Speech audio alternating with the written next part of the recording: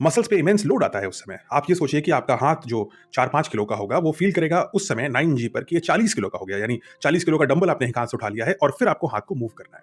इस सारी सिचुएशन में पायलट्स को कंट्रोल्स को ऑपरेट करना है, बटन्स को दबाना है, स्टिक पे उसको दाएँ-बाएँ करना है और उसको सारे जो मीटर्स हैं, उन पर नज़र भी रखनी है और डिसीजन भी लेना है और वो पायलट अकेला है। आपका चेस्ट भारी हो जाता है, आपको साँस लेने में डिफ़िकल्टी होने लगती है क्योंकि आपको ऐसा लगता है कि आपके सीने के ऊपर बहुत सारा वज़न रखा हुआ है। और सबसे खतरनाक चीज़ ये होती है कि जो खून है, एक तरल पदार्थ है, तो खून आँखों से यानी सर के हिस्से से नीचे की ओर जाने लगता है, जिस वज़ह से आँखों और दिमाग में खून कम होने लगता है, हाई जी फोर्सेज़ में, पॉज़िटिव मल्टीप्लायर्स में।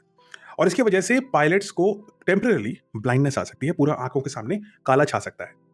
और यही कारण है कि पायलट्स को ना सिर्फ ट्रेन किया जाता है, बल्कि उनको जी फोर्स के सूट्स पहनाए जाते हैं, जिनको जी सूट बोलते हैं।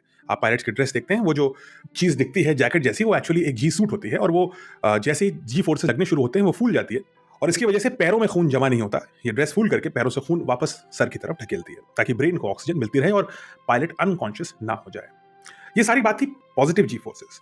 लेकिन ये जिस लूप की हम बात कर रहे हैं, इसमें दोनों चीजें होती हैं, क्योंकि तेजस तेजी से ऊपर जाता है, इस समय इसको पॉजिटिव जी फोर्स लगते हैं। फिर वो पीक पर जाता है, एल्टीट्यूड की पीक पर, और उसके बाद उतनी ही तेजी से या उससे भी तेजी से नीचे की तरफ आता है, और वो उस समय उल्टा होता है। और यहां पर सबसे खतरनाक फेज चालू होता है, और ये है एक नेगेटिव जी फोर्स का फोर्स। अब जब प्लेन इस लूप के शिखर से नीचे गिरना शुरू होता है, तो पायलट को अनुभव होता है नेगेटिव जी फोर्सेस का।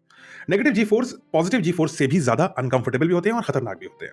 इसमें एयरक्राफ्ट ऐसा मैन्यूवर करता है कि पायलट को लगता है कि उसका शरीर सीट से ऊपर की ओर उठ रहा है, यानी वजन कम हो रहा है और ऐसा लग रहा है कि वो बस सीट से उड़ जाएगा। और ऐसा इसलिए होता है क्योंकि इस समय ग्रेविटी उल्टी दिशा में काम कर रही है।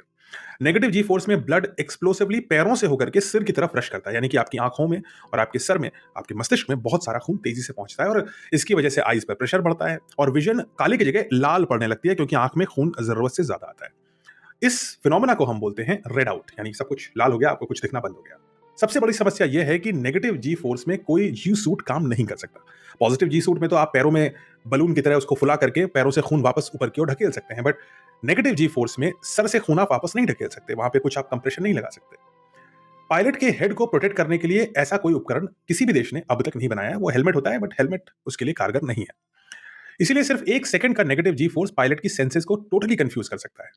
यानी जब एयरक्राफ्ट अचानक से नेगेटिव जी फोर्स में आए, जैसा तेजस में हुआ, पहले पॉजिटिव जी फोर्स में, फिर अचानक से नेगेटिव जी फोर्स में, तो पायलट के जो तीनों सिस्टम्स हैं उसके शरीर में, वो एक दूसरे को उल्टा सुल्टा संकेत देने लगते हैं। यानी आंखों के हिसाब से, क्योंकि आंखों में बहुत सारा खून है, आंखों को ये लगता है कि एयरक्राफ्ट तेजी से नीचे जा रहा है।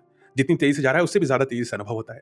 इनर ईयर, जहां पर उतना खून नहीं है, उसके हिसाब से एयरक्राफ्ट अभी भी ऊपर जा रहा है, और ब्रेन इन दोनों सेंसेस से अलग अलग सिग्नल्स को एक साथ समझ नहीं पाता और टोटली कंफ्यूज हो सकता है।